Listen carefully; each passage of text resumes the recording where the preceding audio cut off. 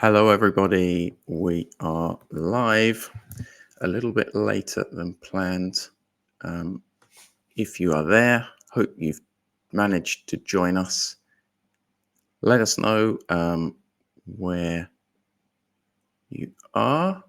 I've just got a message here. The event is on LinkedIn, so we'll repost that link again in case anyone has not got it. But yeah, we're live on LinkedIn. Great, I can see lots of people joining now.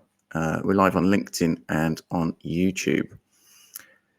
Sorry for the late start. We've had a few technical difficulties and we're still trying to get Julio's audio sorted. So I hope that he will be able to join us for this chat. It'll be really interesting to hear his thoughts. He'll definitely be joining us in the chat, so watch out for his comments along the way. Hi to everyone who's joined. Hi there, Ray. Apologies for showing that. Yes, just to clarify, the event is just on the event link via LinkedIn. I'm not sure what link Stacey's posted. Hi, Katarzyna from Warsaw. Great to have you here. Just going to show a few of these to welcome everybody. We've got people from all over coming along. It's great. Joining us from Kiev. Wonderful. Jose, hi. Thanks for coming along. Christina also joining us from South America. Great. We've got Luis joining us from Angola. Welcome, Luis. And welcome, Najma in Pakistan.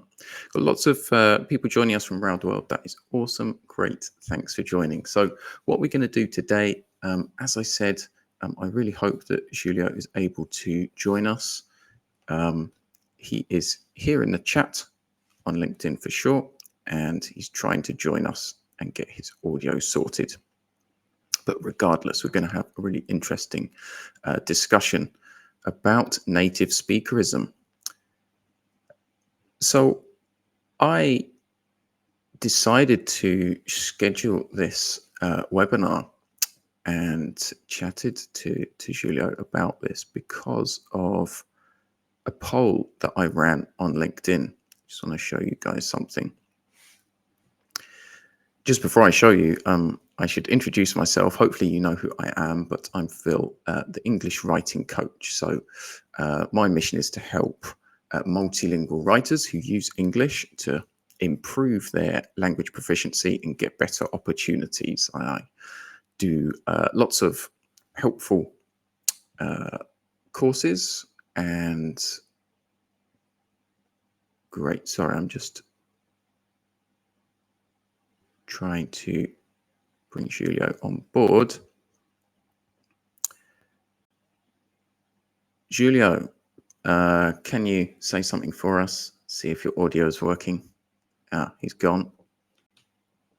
All right, let's crack on with the reason that I scheduled this webinar, and that is this poll, interesting poll which I ran for everybody in my network who has a background. Many of the writers in my network in LinkedIn have a background with different languages, and I asked this question.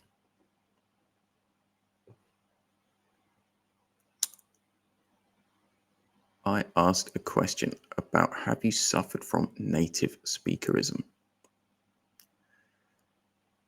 Many people said yes, lots of people responding here, so it was great, and there's some really great conversation around this as well. But a huge number of the writers in my network that responded said they have suffered from native speakerism, and interestingly, quite a lot of people as well saying they don't know, they're not really sure, because it really needs defining, and we want to discuss what native speakerism is as well.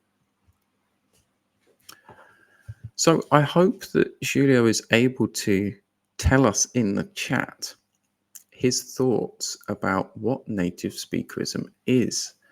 Julio Menochelli is a bilingual writer and teacher from Brazil. He works in many capacities, but I would describe him as a language consultant and expert. So please tell us in the chat, Julio, what do you think native speakerism, what does the term mean? Feel free to comment and tell us as well. What do you think that native speakerism is? What is that for you? I'm going to try Julio's audio again. Still no audio from you, Julio. I can see you backstage. I'm going to bring Julio's image on. Hi there, Julio. Can you hear us? Can you speak? He can hear us. We can't hear you still, unfortunately. I hope it's not. Well, I hope it is just me, but please comment in the chat if you are struggling to hear Julio as well. Sorry once again for the technical issues.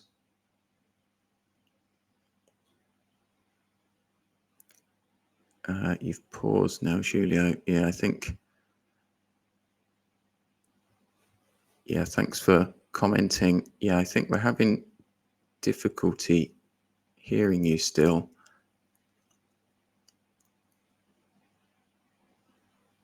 I'm going to take you off screen again, and I really hope we can still have an interesting discussion about native speakerism. I'm really sorry for you guys that you're not able to hear Julio's great thoughts on all of this. But we've got some comments here about native speakerism. Johan, thanks for commenting. Native speakerism, Johan says, is to me when people blindly assume that native speakers of a certain language are also proficient in that language. That's certainly not true. That native speakers are always proficient or better in any respect in the language. To me, native speakerism is a discrimination, a form of discrimination which rears its head in many forms.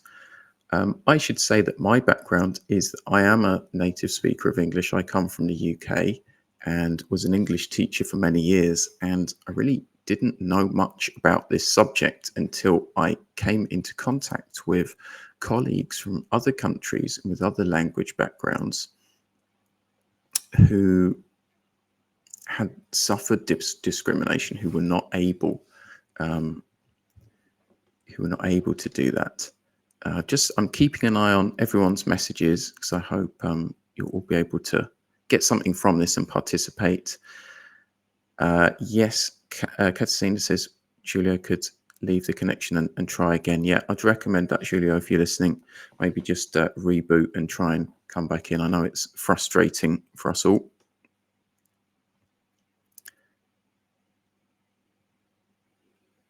All right. Yeah, so this, thanks for this opinion as well, Zoe. The assumption that native speakers are proficient better simply because they speak the language as L1. This applies to mostly language-related professions like language teaching. Certainly, yes. And Julio's an expert in that industry, so that's why we had him along. Yeah, it's certainly prevalent in the English teaching industry, and I think it also translates to the writing industry, and that's what I wanted to talk about today. Let's share Ray's opinion. Ray Berry, welcome, Ray.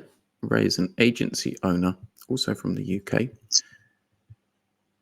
To take a favourable bias of first language speakers and discriminate against those who use the desired language as their second language. Yes, I should say that even using the term native speaker or excluding non-native speakers from applying for jobs, for example, or a certain job is illegal. in the EU and is certainly questionable everywhere else. I'd also like to invite everyone. I know this topic is going to promote a lot of discussion. And yeah, I'd also like to say that obviously it's a sensitive topic and there's people on both sides of the equation and there's going to be lots of strong opinions. So I hope everyone can contribute in a really respectful and inclusive way and be aware of others' differences. I'm really looking forward to hearing your opinions and seeing what kind of thought-provoking discussions come up. Great. So let's share a few opinions on native speakerism and what that means. Maria works in medical writing. Yes, I think it relates to writing as well, Maria, in a lot of different ways. I think there are many writers around the world, many of whom are my clients that I help that are writing in English as their second language. And I think even some of this terminology about non-native speaker or non-native writer can be tricky because there isn't a great term to replace that. I personally like multilingual writers because it simply shows that people are able to speak in or write in more than one language.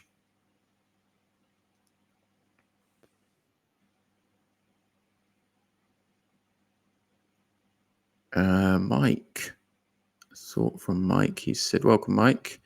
Is it okay for someone who's is it okay to ask for someone who speaks at a native level?" Well, as I said, in terms of jobs, that can be tricky. There are certainly advantages and benefits that native speakers bring to the table, and there are obviously advantages and benefits that multilingual writers and speakers bring to the table. So I've got some comments and some ideas later on, and hopefully you can contribute too about how this manifests and what we can do about it.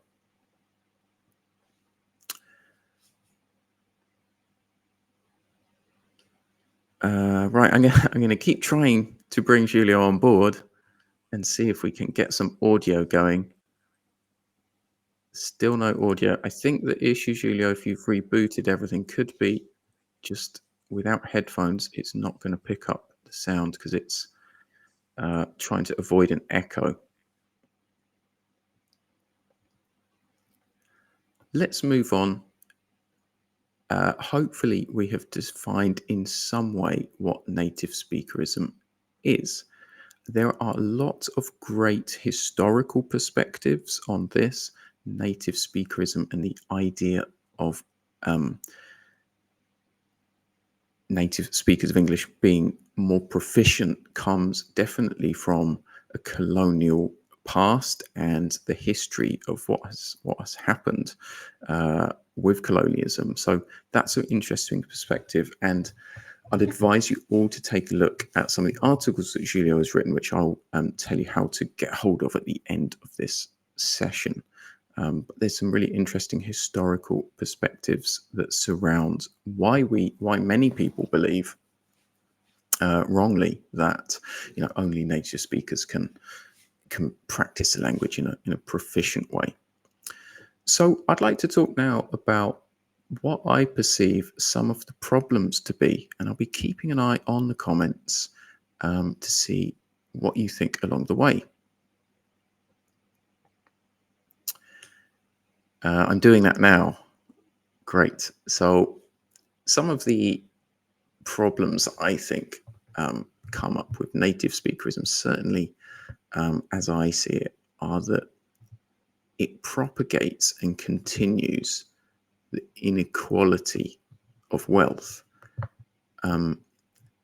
Writers and workers from countries who are not part of the top economies in the world are unable to gain the benefits of working for employers and clients who are in top economies.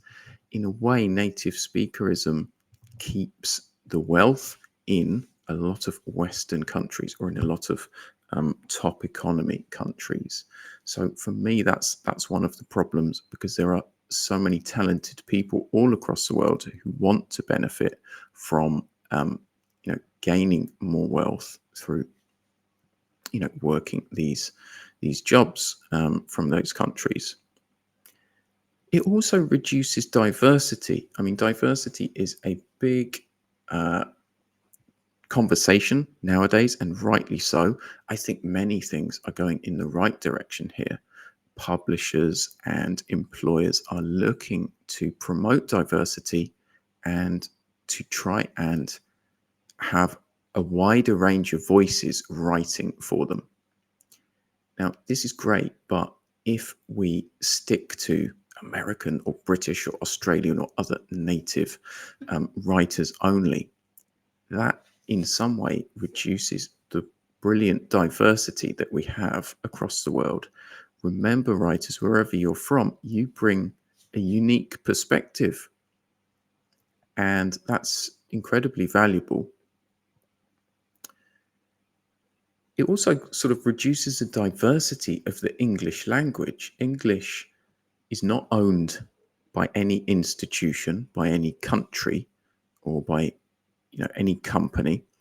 And it's great that it's flourishing around the world and changing and being adapted. And I think all of these versions of English, as long as they can be widely understood, are valuable and add to the richness of language. So when we focus on native speakers only, or native writers, that reduces the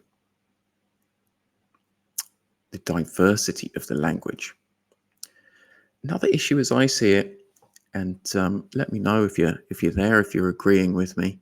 I feel very lonely without a partner in crime here to talk to.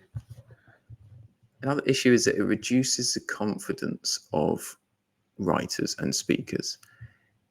If you're constantly being told that you're not the right person for the job, or that your writing is worth less than that of an American writer or a British writer, it impacts your confidence. And this is something that we struggle with as writers, all of us.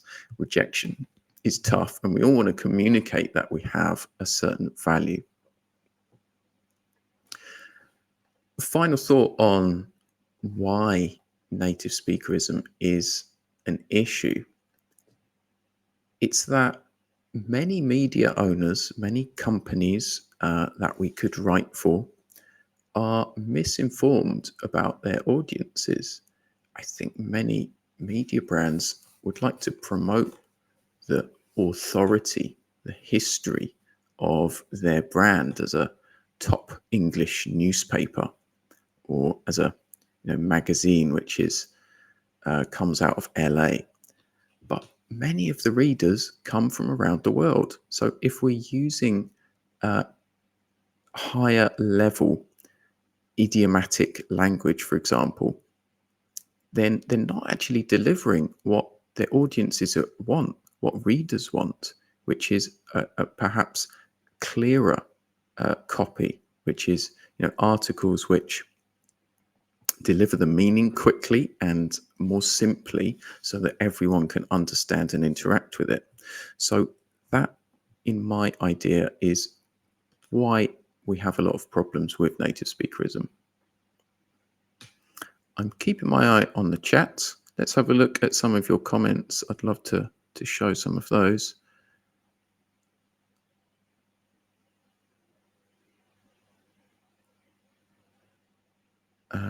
Right. Just going to share here. Flogetta, welcome.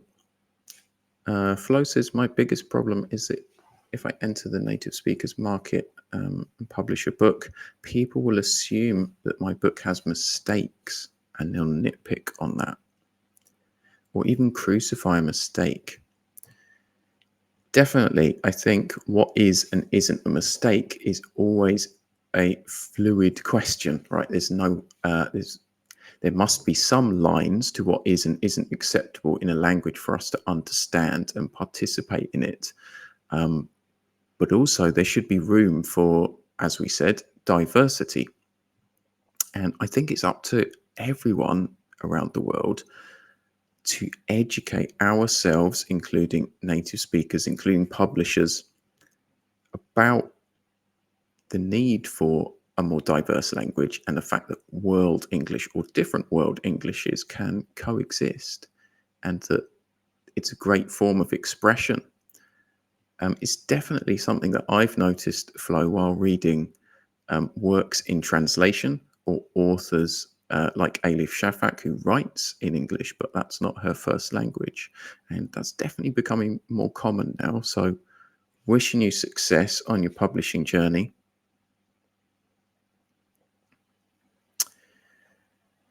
Belinda, welcome along. She says, linguistic imperialism is something to research if you're interested in why certain inequitable structures exist. Beautifully expressed. Yes, and Julio's written some articles on that too, so definitely check them out.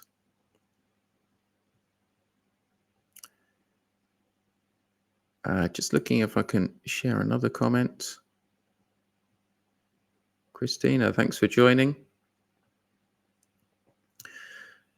Wow, you've got some really meaty opinions here. I love it. I truly believe that those who have knowledge of various languages have also had to work harder to develop their skills in various languages. So many times they are even better than native speakers because they've truly worked for it. Certainly, in terms of language, yes.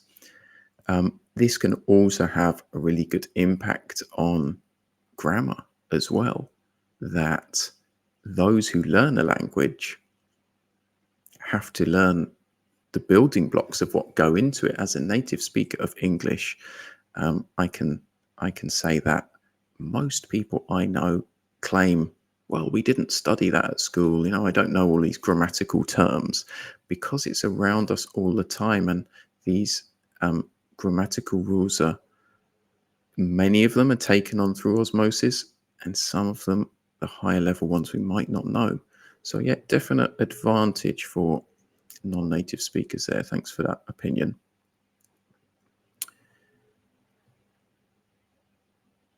Let's talk about how this relates to the writing industry. I touched on that a little bit with some of the problems. What do you guys think? Let me know in the comments about how native speakerism, how discrimination against writers whose first language is not English, how is that playing out? Is it something that is affecting you and your business? Is it something that you're having discussions with employers, with clients, with colleagues? I know there's a lot of good discussions going on LinkedIn. I'm trying to keep an eye on messages as well to see if Julio will be able to drop in and give his opinions.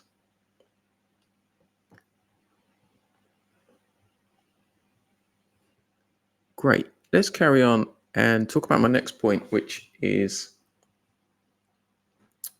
how English as a language is interacting between these various groups of writers, various groups of people who speak different languages.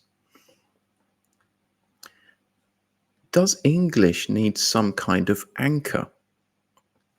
Now, I know in Spanish there is an institution which looks after the Spanish language and mandates what is and isn't acceptable use of the language, grammatically, vocabulary wise. That's something really interesting to me, because English, you may or may not know this, is not even the official language of the United States. In other English language, native English speaking countries, there are often other languages as well which share the official language status. Yet there is no one institution which says this is acceptable use or not acceptable use. There are various dictionaries which maybe publish new words or accept new words.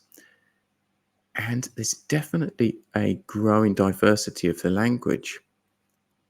One role that I see as important for native speakers is to help everyone navigate a path to a diverse language which can be understood by writers and readers worldwide. That's something I find super interesting about my job, in that clients often tell me, oh, well, in my field, we have agreed that we'll use this term. And to me, as a native speaker, that's not something I've encountered before. A particular term of, in medical writing or in scientific writing, for example. But if it's something that in a community has been agreed and is widely used, then it becomes acceptable use. Another example is, I remember a long time ago, a contact got in touch and said my best hellos. And this was something that actually came from the Finnish language, I believe. That's something that, correct me if I'm wrong, but I think Finns in their first language would say my best hellos to you. And it just struck me as a sort of wonderfully different greeting in English. It's not something that we would encounter in daily life, in daily emails in Britain, for example, but something that I just thought was great, and an example of a term where we can add a lot of things, and add a lot of expressions, and create this diversity. But we still need native speakers to help everyone navigate what is going on, right? If there are absolutely no rules to a language, then it can be very tricky to actually understand for everyone. Can you hear me? Something. Can you hear me now? All right, You can? everyone to give You can? thumbs up. We can hear you. Oh, Everyone really? who's Is it really? watching, Oh my God! everyone I'm who's terribly there, sorry. give him a big thumbs up. Oh You've God, stayed yes. to the board. Well, Wonderful. I'm terribly sorry for that. Wow. Thank you. No problem. We all Uh, suffer technical challenges, right? Can you introduce yourself to everyone? Who are you? What do you do? I am an English language teacher at heart. Started about 20 years ago, and after that I went into publishing. I worked for publishing companies like Macmillan, Pearson, and all of them actually. So I became an expert in publishing books in English language. So I know exactly what niche is like, stuff like that. You can know with like that. Terribly sorry, audience. Terribly sorry. Um, would you like to carry on? Can you hear me? We're losing you a little bit, Julio. Yeah, please carry on. The No? your connection is a little bit unstable, so if you want to turn your video off, perhaps that will help us to hear you.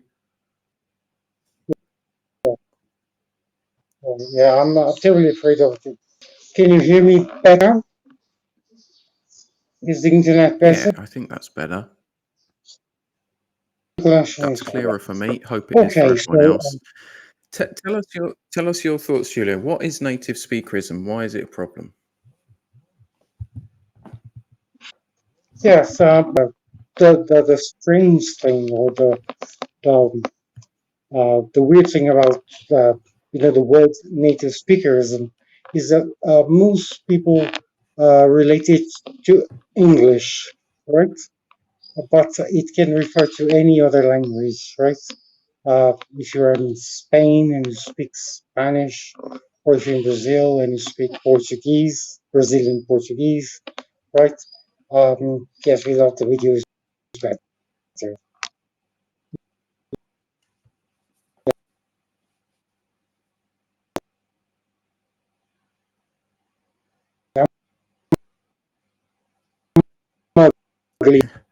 As a commentator's curse, your audio's cutting out a bit now, Julio. So there is a Carry on. strong, no matter how qualified the non-native speaker is, there is a way for the market to think or to imagine or to suppose, and there are reasons for that. That the native speaker is always better, right? Let's start from the beginning then, right? Sure, yeah, go ahead. We can hear you fine.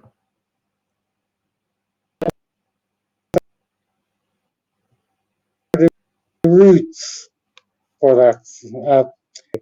So it all started with the power of Britain, right? The colonization of places, countries. Uh, it all boils down to money, political reasons, and social reasons, right?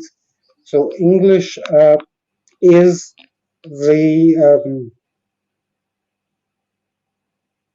science, the language of communication, and unfortunately, um, the native speaker of the English language, not all of them, because uh, uh, there are a lot of problems with people that are native speakers of English, but from the colonies, right? So they are not considered native speakers, pure native speakers, as they say, right? So there's a tendency to marketing trends to consider the native speaker as a commodity that will bring more money or advertise better the institution or the piece of writing or whichever field you're referring to, because it's unfortunately the standard of the native speaker is what is considered correct, right? Either American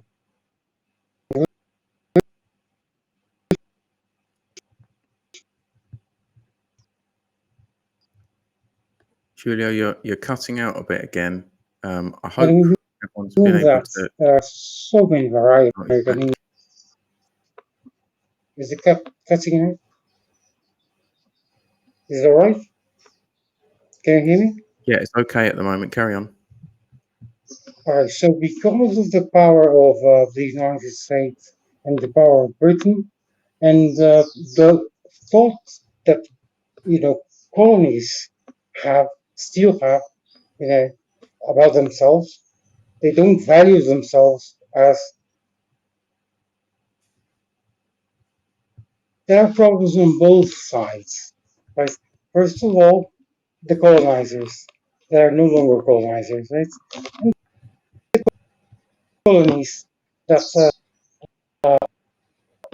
see them, these Brazilians, for example, we all ourselves as a colony of Portugal, as a result, a colony of Europe, as a result, a colony of Britain, as a result, a colony of the United States. So there is a lot of undervaluation of us as uh, colonies, right? So that's the historical roots of Native-Speakerism, right? And it all started in the English language teaching, and that's why I'm here, right? So what's this teacher talking about, right? Because it influences your area of writing, uh, whichever writing you do, either it's user or experience writing, or if you're writing a book or whatever you write, a report for something, it will reflect on that. Because how do you learn English, or how do native speakers learn English? Right? Of Yeah, course, they I have love that, the Julio. contact with the language. Just to jump in for a second, I Yeah, love what you said about it's going to it's affect, the type of writing that we all good. do, because language and writing Tough. are different things, but they're Yeah. uniquely interconnected, right? We can't really have one without the other. So yeah, totally agree on that front. Maybe I just want to remind everyone, if you can, if you want to get any questions in, please just ask your questions in the chat, and we'll get to those at the end. I'll be able to share some of those. Let's go back to you, Julio, now, and ask, what do you think are some? We've talked about sort of the roots of native speakerism and why it's an issue.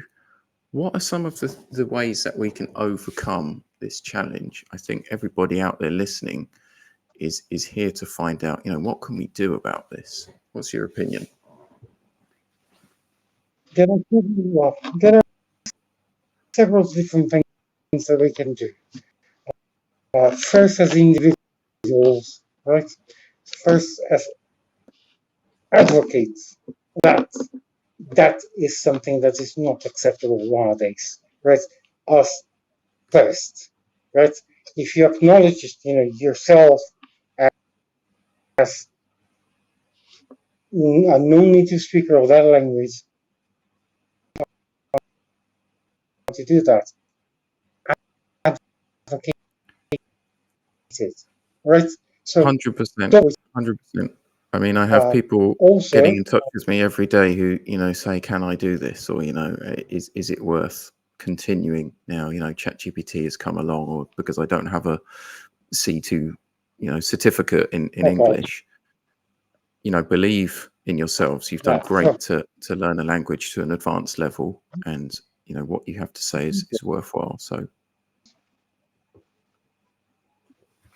okay. The what only else thing can we that do, Julio? is that you're going to continue studying the language, right?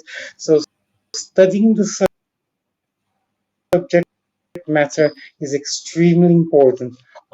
That you think that you are, native speakers are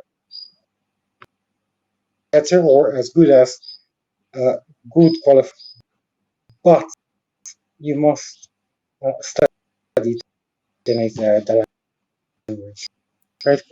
Continue to study. Definitely. Also, native speakers too, right? We need to be learning new words and techniques. Exactly. Well, you should avoid companies that have that way of thinking. So if they think that native speakers are better than non-native speakers, avoid them. They will need you.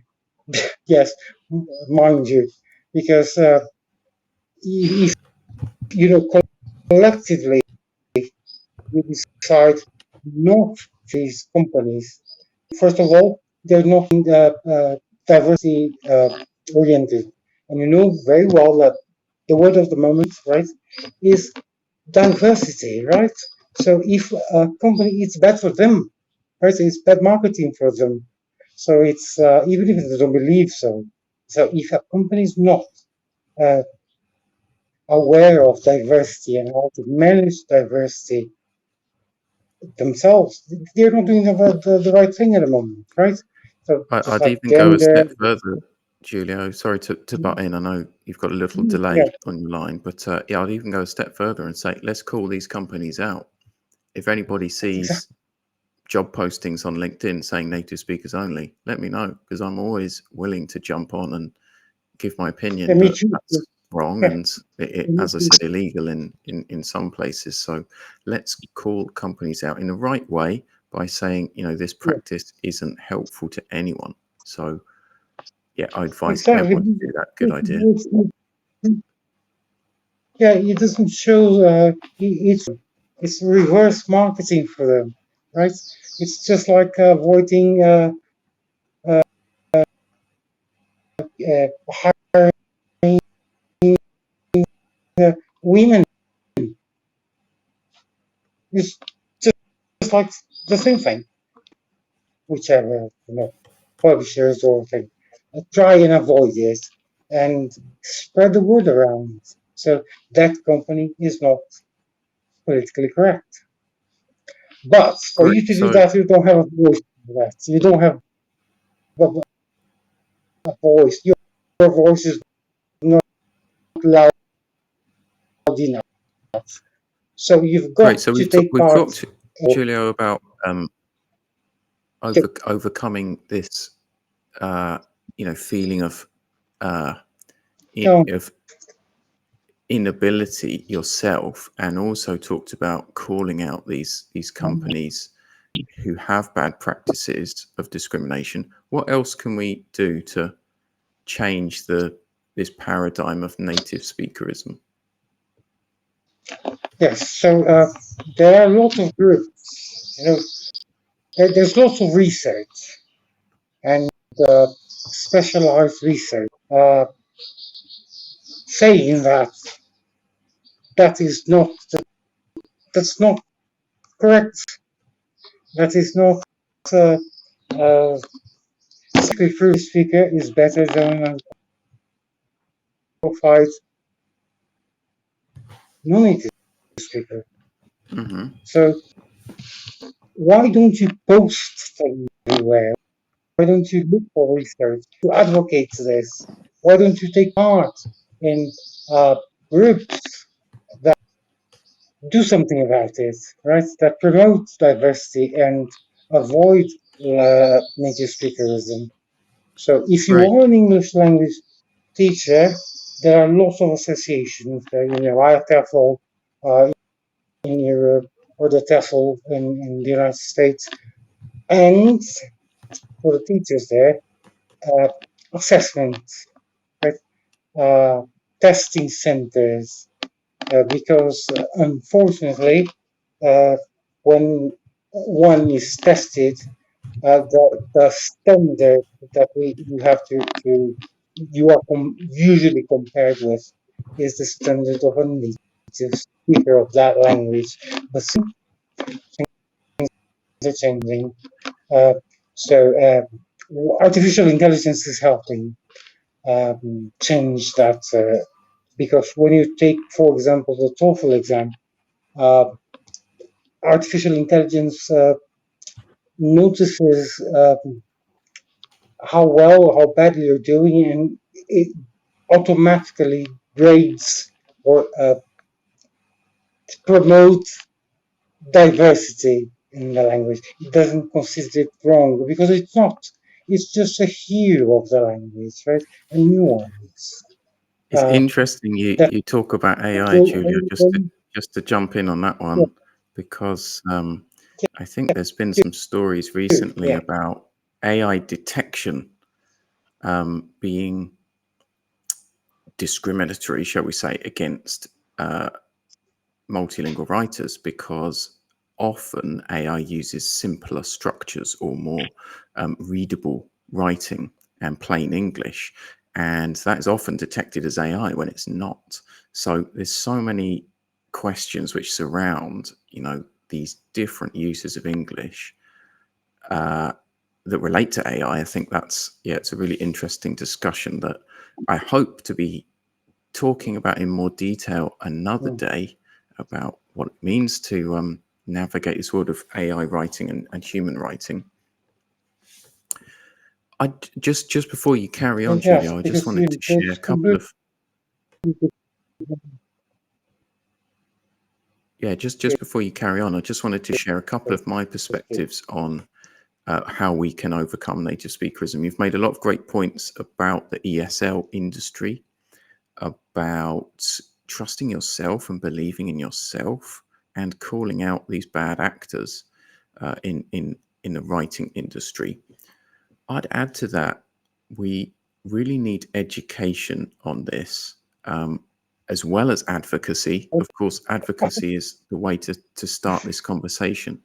But highly recommend that we all learn more about this ourselves, and that if you are involved in companies, media owners, governmental agencies, then it's high time that we improve the education of that as well. Julio, you're breaking up a bit. We can't hear you very well. Sorry. yes, right. Yes, yes, you said it correctly. So first of all, don't work for these companies, right? Say, uh, take part in they're wonderful initiatives for you to have an idea. Sometimes was I can't recall the name. The platform was designed and created native speakers to write there, right? And Hmm. with some input of speakers or not, it turned out to be absolutely fantastic. And the results, or the result of the pieces of writing there from non-native speakers, they were absolutely fantastic. Got a lot of media attention, lots of other places copied the model of the platform because diversity, right? How beautiful is that? This, I hate this word. What is English? Tell me, what is it? Exist, right? Even Britain or in America or in Canada or anywhere. So, what is English, right? It depends. It depends a lot, right? It depends who is writing, talking. So many aspects of their language that you have to take part to consider, and even the common European framework of the CEFR is right. I don't know if they know, Philip, what that is. Do they? The common European Yeah, framework I for think many people who are here will know what that is, but it's the typical language level denomination, right, of A1, A2, B1, B2, and so on, which gives you a framework of how proficient you are in a language. yeah. Yeah, it was designed.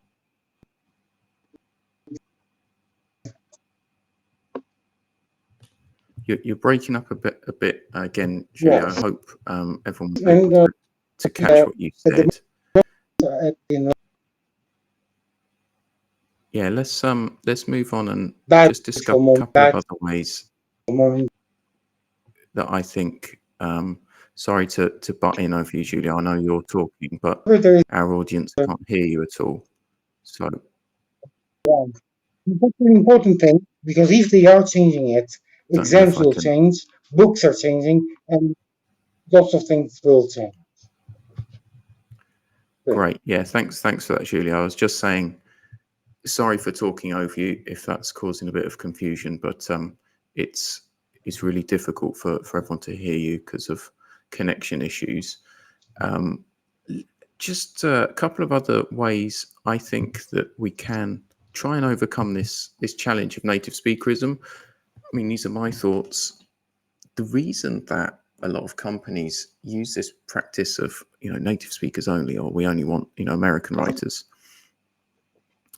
is because they're lazy. They're too lazy to assess proficiency of a large number of applications or portfolios.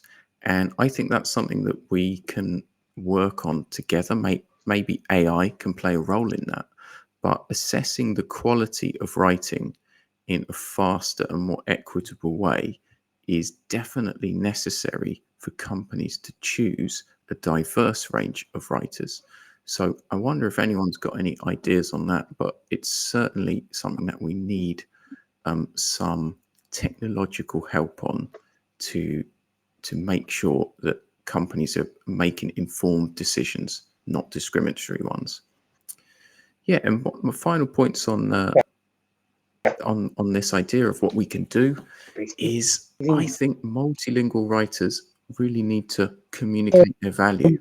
Right? They need to worry about how they can show how valuable their work is rather than talking about years of experience or a particular qualification. What is the way that you can build your authority and show how valuable your work is? That's not an easy question to answer. It's something I talk about a lot on LinkedIn, but of course it is showing the results of your work and trying to demonstrate the quality of your writing, even through the outreach that you practice and the brand that you promote.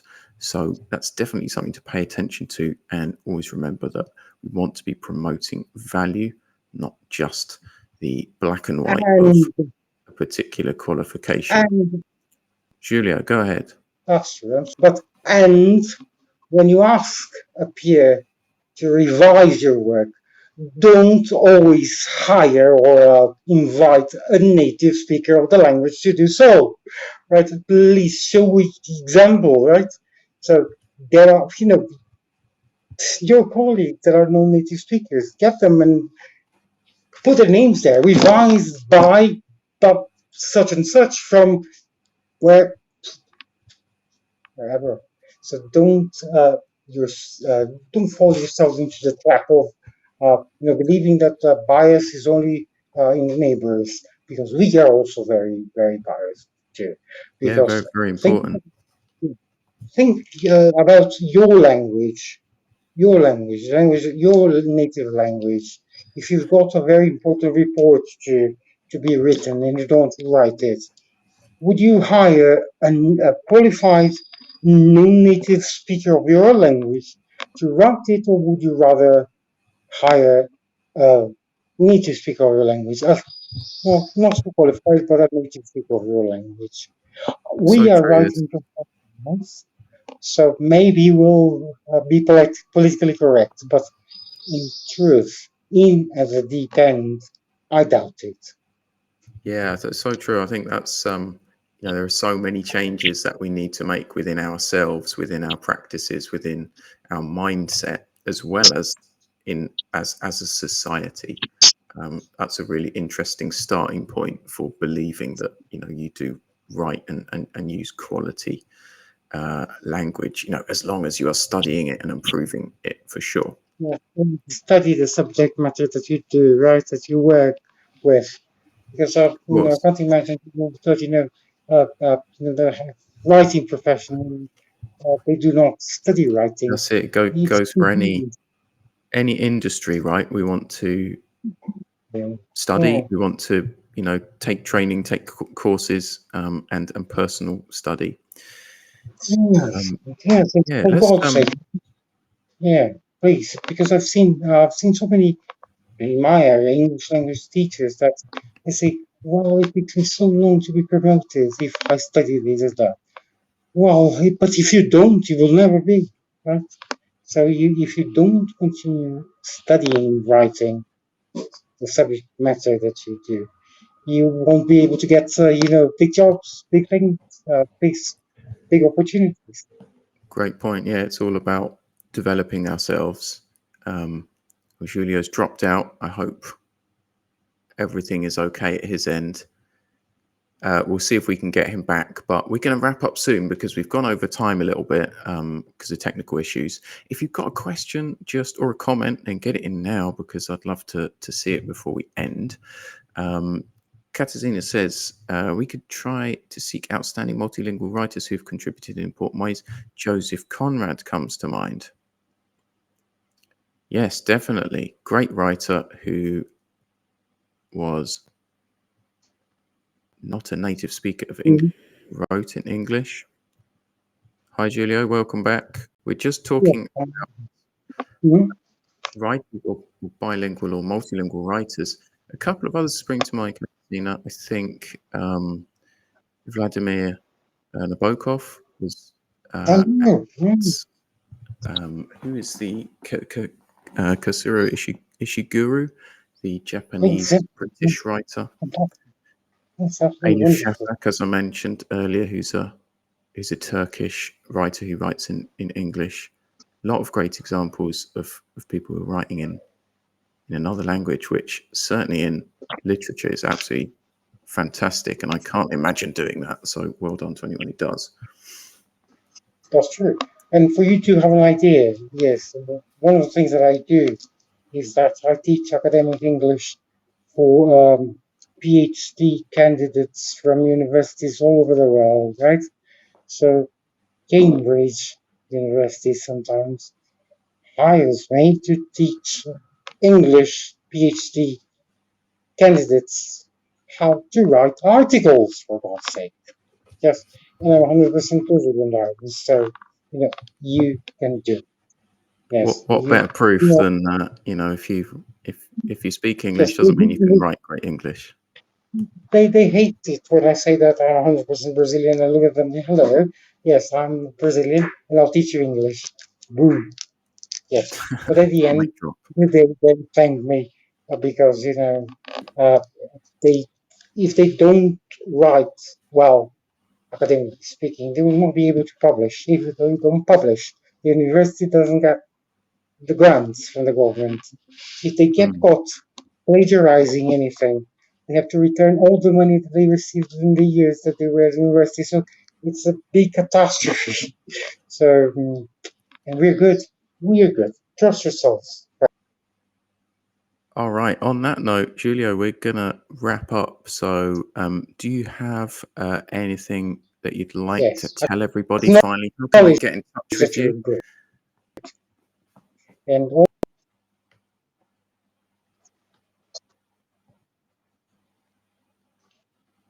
the next I'm teaching for you to have an idea. I have different wear different hats. One of them is that I work for an assessment company called Piplet that is part of the ETS group.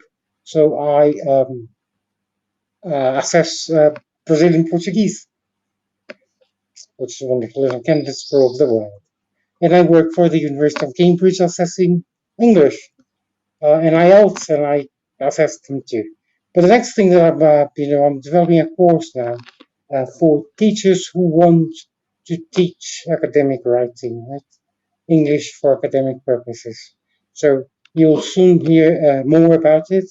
Then you are more than welcome to join if you want to teach or if you want to learn how to revise work, because it's a very rich market for writers and editors, right? Whatever you do. Certainly. Or rewrite sometimes. That sounds You can absolutely make a lot great. of money. I'm sure we've got some academic writers with us today, but yeah, I recommend everyone connect on LinkedIn with Julio. If you want some resources and all of the links with the replay of this webinar and links to some good discussion of native speakerism, and if you want to find out more, I am going to be delivering a PDF with all of these links on my weekly newsletter. That will be next week. So if anyone wants that, just DM me and I'll tell you how to sign up, or visit my website.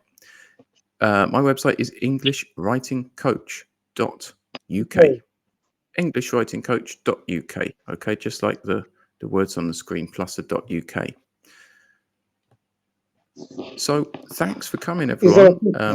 Apologies for the slight audio difficulties. It's been really great hearing your opinions, and I hope this really sparks a discussion about native speakerism in the industry. As I said, sign up to my newsletter if you'd like. Just DM me or visit my website. And Julio, thanks very much for coming and sharing your work with everyone. Well, I'm very yes, a terrible sound thing. There's my computer only accepts Zoom, nothing else. So I had to get my mother's tablets, and I couldn't use it. Well, it's been a pleasure. Do get in touch if you need any help or assistance, or if you want somebody to advocate with you against native speakerism. Thank you very much. Well Thanks, said. Philip, for inviting Brilliant. me. On that note, we'll say goodbye. Thanks for coming, everyone, and we'll see you at the next webinar.